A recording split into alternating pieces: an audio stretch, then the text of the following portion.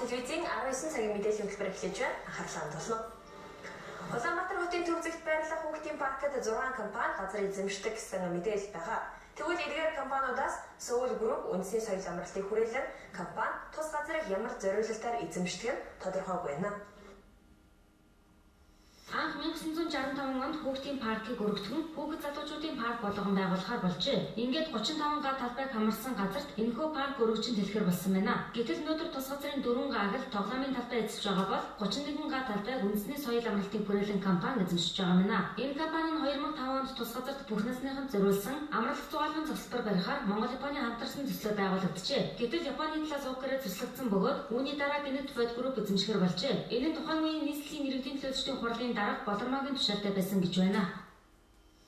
Анх хувьчилж авахдаа бол зөвхөн тэр дугуй рестораныг хувьчилж авсан байна. Тэгээд дугуй рестораныг хувьчилж авсныхаа дараа дахиад паркинг газар дээр өөр байгууламжуудыг барьсан.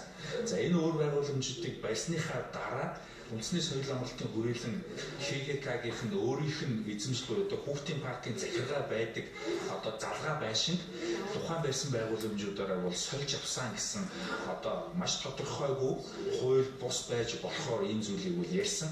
Энэ асуулаараа одоо хүртэл тодорхой тайлбар хийхгүй байна. Тогтоолын анх гаргасан агуулга Япон Монголын хамтарсан компани байна. Одоо болохоор олон бүс компаниуд яригдчихэж шít. Энэ бүгдийн учир ашиг олё гэж байгаа. Тэрс хэн нэгнийг одоо буруутгах юм байхгүй.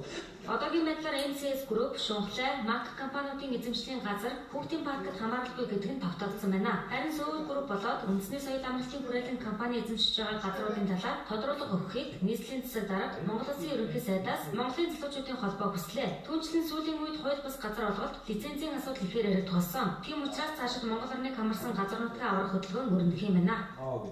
Ингэж хэлээд орондоо сумаа авах, усаа авах ийм одоо Монголын авралын хүч агуу буюу өөрөөр хэлбэл махаа гэсэн ийм сайхан хөдөлгөөн үүсхийг бид үүсэхгүй. Яг бол Монголын авралын хүчнээр агуу юм аа.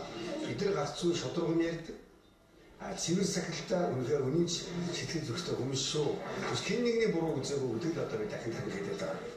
Хүүхдийн гих тодтолтой зүйлээр эрх мэдэл мөнгөтэй хүмүүс бизнес хийсээр байгааг таслан зогсоох цаг нь ирсэн гэдгийг Монголын залуучуудын төлөөлөл хэлж байсан юм а.